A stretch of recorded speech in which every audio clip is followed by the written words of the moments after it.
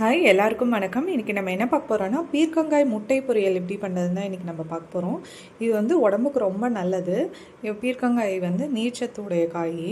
இப்போ வந்து இதோட முட்டை சேர்த்து குழந்தைங்கள்லாம் சாப்பிட மாட்டாங்க, முட்டை சேர்த்து நல்லா சாப்பிடுவாங்க. இப்போ வாங்க எப்படி பண்ணதுன்னு பார்க்கலாம். ஃபஸ்ட்டு பீர்க்கங்காயை இந்த மாதிரி தோல் சீவி எடுத்துக்கலாம். ரொம்ப சீவணும்னு அவசியம் இல்லை, ஓரளவு சீவிக்கோங்க. நான் வந்து உங்கள்கிட்ட பீலர் இல்லைன்னா நீங்கள் கத்தியில் கூட சீவினா வந்துடும். இந்த மாதிரி சீவினா கூட போதும்.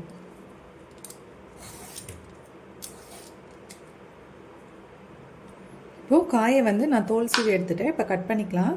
இந்த மாதிரி கட் பண்ணிக்கோங்க. அப்படி இல்லைன்னா வந்து உங்களுக்கு என்ன சைஸ் வேணுமோ கட் பண்ணிக்கோங்க. ஆனால் ரவுண்டாக கட் பண்ண வேண்டாம்.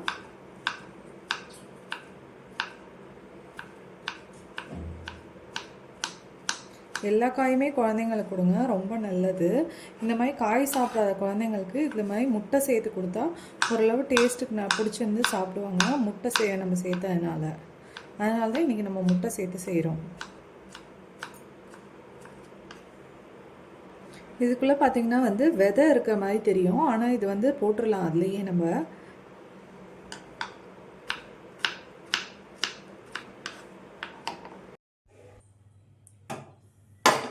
இப்போது ஸ்டவ் ஆன் பண்ணி பாத்திரம் வச்சுக்கலாம்.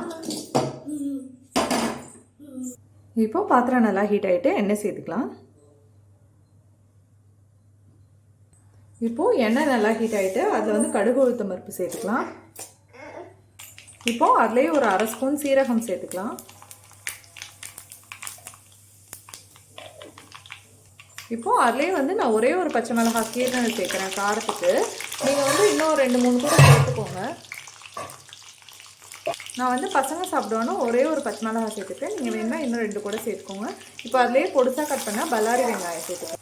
இப்போது வெங்காயம் வந்து ஓரளவு மீடியமாக வதங்கட்டும். ரொம்ப கோல்டன் ப்ரௌனாக ஆக வேண்டாம், ரொம்ப வதங்காமல் இருக்க வேண்டாம். இப்போது வெங்காயம் பார்த்திங்கன்னா ஓரளவு வதங்கிடுச்சு. இதில் வந்து நம்ம கட் பண்ண பீர்க்கங்காயை சேர்த்துக்கலாம். இப்போது இதில் வந்து அரை உப்பு மட்டும் சேர்த்துக்கலாம். இன்னும் அரை உப்பு வந்து முட்டை சேர்க்கும் போது சேர்த்துக்கலாம். இப்போது உப்பு சேர்த்து நல்லா கிண்டி விடலாம். இப்போது இதுலேயே வந்து ஒரு 1/4 ஸ்பூன் மஞ்சத்தூள் சேர்த்துக்கலாம், ரொம்ப வேண்டாம். இப்போது மஞ்சத்தூள் சேர்த்து கிண்டி விடலாம். இப்போ வந்து இது மூடி வச்சு ஒரு 5 நிமிஷம் வேகட்டும். ஸ்டவ் வந்து மீடியம் ஃப்ளேம்லேயே வச்சுக்கோங்க. எதுக்காக மீடியம் ஃப்ளேமில் வைக்க சொன்னோன்னா வந்து பீர்க்கங்காய் வந்து தண்ணி விடும். இப்போது 5 நிமிஷம் ஆயிடுச்சு, திறந்து பார்க்கலாம். பாருங்கள், தண்ணி விட்டுருக்கு பாருங்கள் பீர்க்கங்காயிலேருந்து.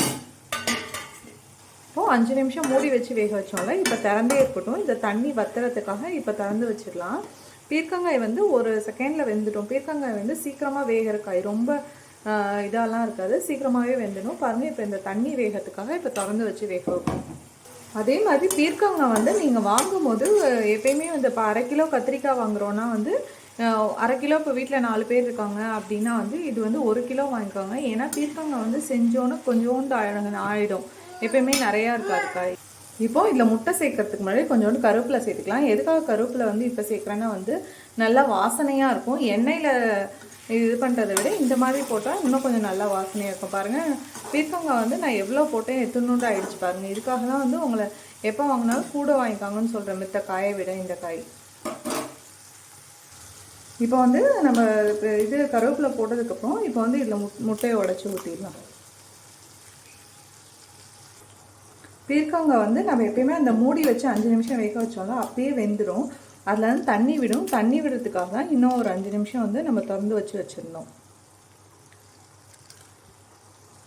இப்போது நம்ம ஃபஸ்ட்டு காய் வதக்கும் போதே அரை உப்பு சேர்த்துருந்தோம். இப்போ முட்டை சேர்த்ததுக்கப்புறம் மீதி அரை உப்பை சேர்த்துக்கலாம். பொரியலுக்கு வந்து நம்ம முழுசாக உப்பு போடுவோம். இதில் வந்து 2 இது போடுறதுனால தனித்தனியாக போடுறேன்.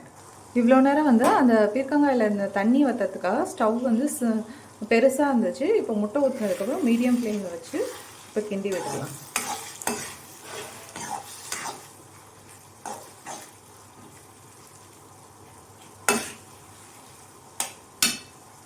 ஃபஸ்ட்டு பார்க்கும்போது இந்த முட்டை ஊற்றி இப்படி கிண்டி விடும்போது பீர்க்கங்காயும் முட்டையும் கொஞ்சம் சொதன்னு இருக்க மாதிரி தான் இருக்கும்.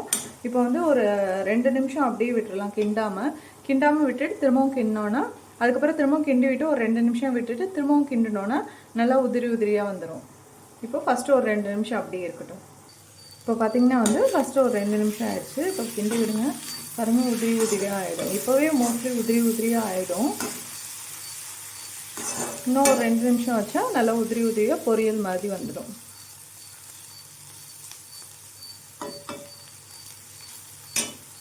இப்போது அடுத்த 2 நிமிஷம் இருக்கட்டும். இப்போ பார்த்தீங்கன்னா அடுத்து ஒரு 2 நிமிஷம் ஆயிடுச்சு. இப்போ லாஸ்ட்டாக ஆஃப் பண்ணுறதுக்கு முன்னாடி பெப்பர் பவுடர் சேர்த்துக்கலாம். பெப்பர் பவுடர் இப்போ மழை பெய்யுறது இந்த சீசனில் ஒரே மழையாக இருக்குது. அங்கங்கே காய்ச்சல் சளிலாம் வருது. இந்த மாதிரி பெப்பர் பவுடர் இதில் சேர்த்து கொடுத்தா குழந்தைங்களுக்கு தெரியாது, பெரியவங்களுக்கும் ரொம்ப நல்லது. நான் அதனால தான் ஒரே ஒரு பச்சை மிளகாய் சேர்த்தேன் காரத்துக்கு. லாஸ்ட்டாக பெப்பர் பவுடர் சேர்த்துக்கலான்னு. நீங்களும் உங்களுக்கு பச்சை மிளகாய் ரொம்ப பிடிக்கும் அப்படின்னா இன்னொரு 2 சேர்த்துட்டு லாஸ்ட்டாக இந்த மாதிரி பெப்பர் பவுடரும் தூவி விடுங்க. பார்த்தீங்கன்னா பாருங்கள், இப்போ நல்லா உதிரி உதிரியாக பொரியல் மாதிரி வந்துட்டு பாருங்கள். இப்போது ஸ்டவ் ஆஃப் பண்ணிட்டு சர்வ் பண்ணிடலாம். இப்போ பார்த்தீங்கன்னா நம்மளோட பீர்க்கங்காய் பொரியல் சூப்பராக ரெடி ஆகிடுச்சு பாருங்கள். பீர்க்கங்காய் முட்டை பொரியல் சூப்பராக ரெடி ஆகிடுச்சு. குழந்தைங்களுக்கு எல்லா காயுமே கொடுத்து பழகுங்க. பீர்க்கங்காயெல்லாம் ஒரு சில குழந்தைங்க சாப்பிட மாட்டாங்க. இந்த மாதிரி முட்டை சேர்த்து கொடுத்திங்கன்னா அதில் பீர்க்கங்காய் இருக்கிறதும் தெரியாது, முட்டை மாதிரி தான் தெரியும். அதனால் குழந்தைங்களும் சாப்பிட்ருவாங்க. பெரியவங்களுக்கும் இது உடம்புக்கு ரொம்ப நல்லது. இதை நீங்களும் வீட்டில் ட்ரை பண்ணி பார்த்துட்டு எப்படி இருக்குன்னு கமெண்ட் பண்ணுங்கள். தேங்க்யூ.